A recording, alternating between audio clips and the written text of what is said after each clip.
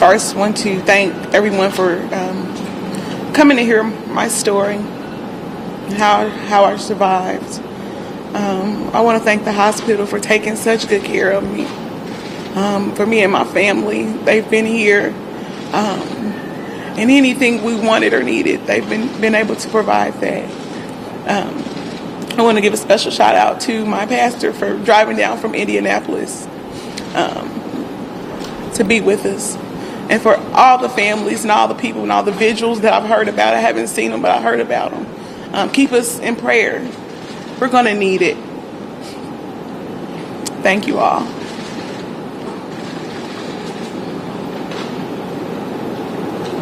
Tia will take a few questions. First, we have NBC Nightly News. Hi, Tia. First of all, I was hard about this. Can you tell us about how your husband? He's a very strong young man. I won't be answering a lot of questions about him. I want to keep him protected. I just want you to know we love him. And anything that anybody, can do is to definitely keep him in prayer. He's going through a lot right now. And he's holding up just fine. How do you begin to recover? That's a hard question. I've never had to recover from something like this. I don't know if there is a recovery from it. The biggest thing is a lot of prayer. A lot of prayer, a lot of support. That's all I know. I don't know how to begin. It's only the beginning, so I don't know. WTHR-TV. Yeah, Tia, can you talk about right now the support system you have and your faith that's helping get you through this? Absolutely. First of all, I've been raised what I call the right way. I've been raised in apostolic church my whole life. I also have a ton of family praying for me, being behind me. As soon as they found out, they left in the middle of the night to come down. My pastor has even come down. I've had my friends come down here to support me.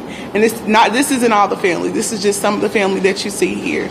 I've had tons of family members and friends sending requests and asking how I'm doing and supporting. So that's the only way I'm getting through this is through God and through a lot of people here in the city. I've had pastors from the city come and they've prayed for me and said they'll keep me in their thoughts and prayers.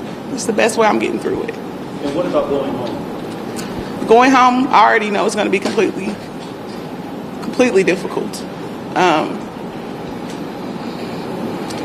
I don't know how I'm going to do it.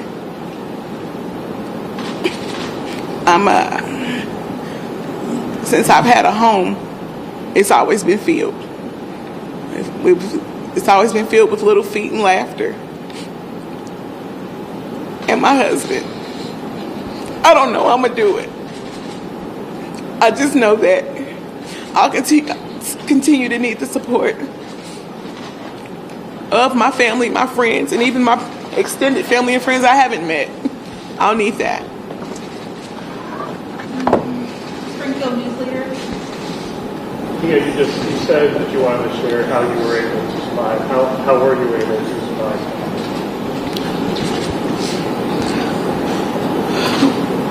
I've always loved water. I don't know if it's a Pisces or what. I always loved water. But when that water came over the boat, I didn't know what happened. I had my son right next to me. But when the water filled up the boat, I could no longer see. I couldn't feel anybody. I couldn't see. I just remember, I got to get out. I got to get out. And I don't know if somebody pushed me or what happened, but I hit my head on the part of the boat. And when I got out into the water, it was ice cold. And I remember as we were going into the water, they said that the lake stays pretty warm, like in the 80s. So I knew for it being so cold that I'm close to the bottom. I'm not close to the top. And I just remember kicking and swimming up to the top. And as I was swimming up, I was praying. I said, Lord, please let me get to my babies. I got to get to my babies. I got to get to my babies. And I was kicking, and the harder I fought to get up to the top, I was getting pulled down. And I kept fighting and I kept fighting. And then I said, Lord, if I can't make it, there's no use in keeping me here. And so I just let go and I started floating. And as I started floating, I felt the water temperature change. And it got warmer. And as it got warmer, I knew I was to the top. So I stuck my hand out and I kept swallowing tons of water. The waves were crashing over my face. And every time I get my head a little bit above water, I scream, help, help. And finally I came up to the surface and I saw, it was a great big boat out, like a river boat. And they were, oh my God, they were jumping in and saving people. They were throwing life rafts out to everybody. But I couldn't reach it. I couldn't get there in time. And so somehow I managed to get to the boat. These beautiful people, angels, I don't know who they were. They pulled me up. And when they pulled me up from the boat, I didn't see any of my family. But I believe I survived by God and by Good Samaritans. Kansas City Star. Right, Garcia. I'm so sorry going through this. I have some simple questions, but I'm asking them because I always ask everybody else what you're going through. So my first question is, did the captain say anything about life jackets, and if he did, what did he say? The captain did say something about life jackets. He said, above you are your life jackets. There's 3 sizes. He said, I'm going to show you where they are, but you won't need them. So no need to worry. So we didn't grab them. About when did he say that? I really don't know.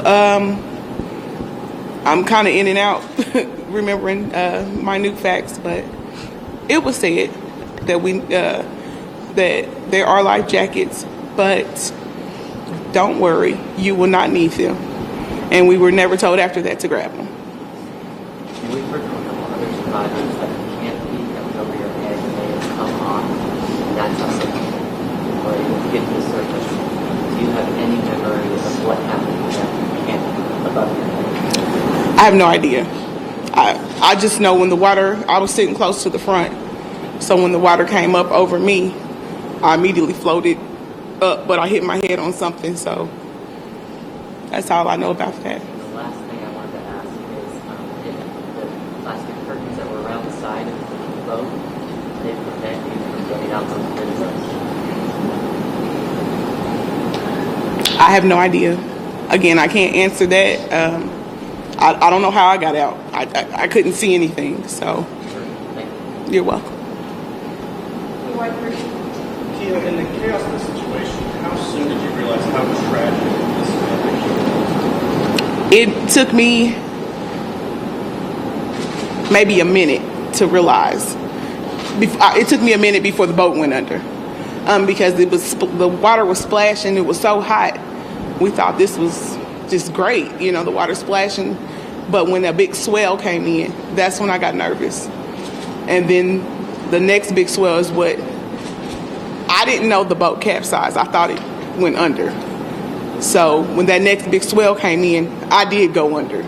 So I don't know how long that was. Associated Press. Hi, Tia. Hi, thank you so much for doing this. I just want to ask you a little bit about the weather before you went out. Did the crew say anything about, I heard that the crew said they would do the water first because they were afraid that it was going to get. Can you just talk a little bit about that? And then Sure. They, before we left out, they just said, it's a storm coming, so go to the water first so you can avoid it. so they did say something. Did the sky look cloudy? Was it noticeably? Not right then, it didn't. No. Nope. Even when we first hit the water, it didn't look cloudy. Did anybody say we should turn back, we shouldn't go out? Did anybody express any nervousness or? No. Thank you. You're welcome. CNN. Hi, Tia. Hello. I'm so sorry everything I heard goes out here. I was wondering, you said you were sitting in the front of the boat. If you could give me an idea from your vantage point of what the greatest obstacle yourself and everybody else on the boat was facing in terms of being able to exit safely. Was it the water rushing in and pressing against the windows? Was it life jackets not being distributed? Was there one thing that stood out to you? The biggest thing that stood out to me is no matter what, I felt like if I was able to get a life jacket, I could have saved my babies. Because they could have at least floated up to the top and somebody could have grabbed them. And I wasn't able to do that.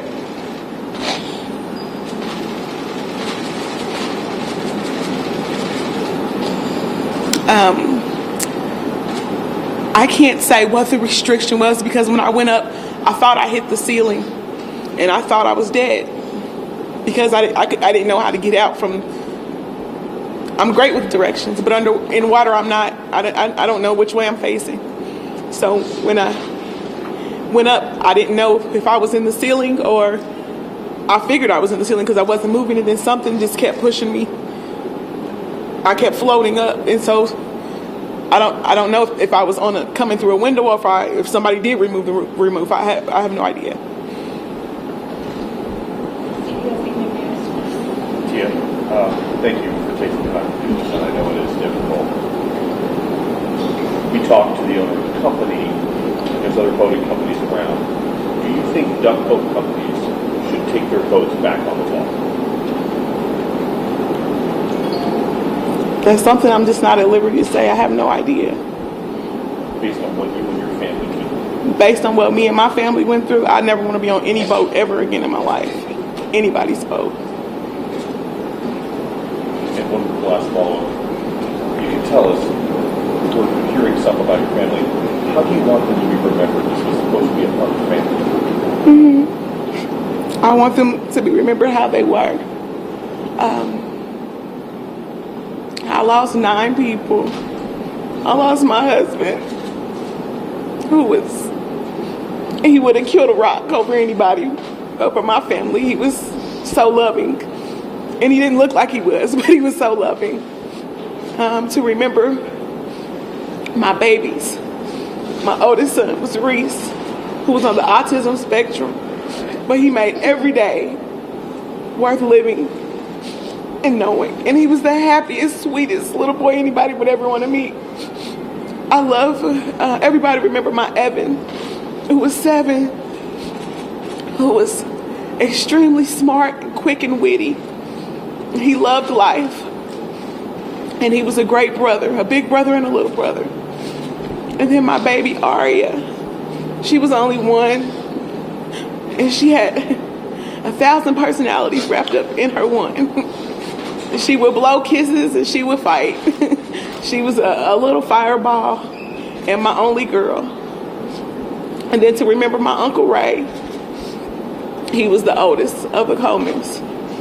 He liked to laugh and have a good time.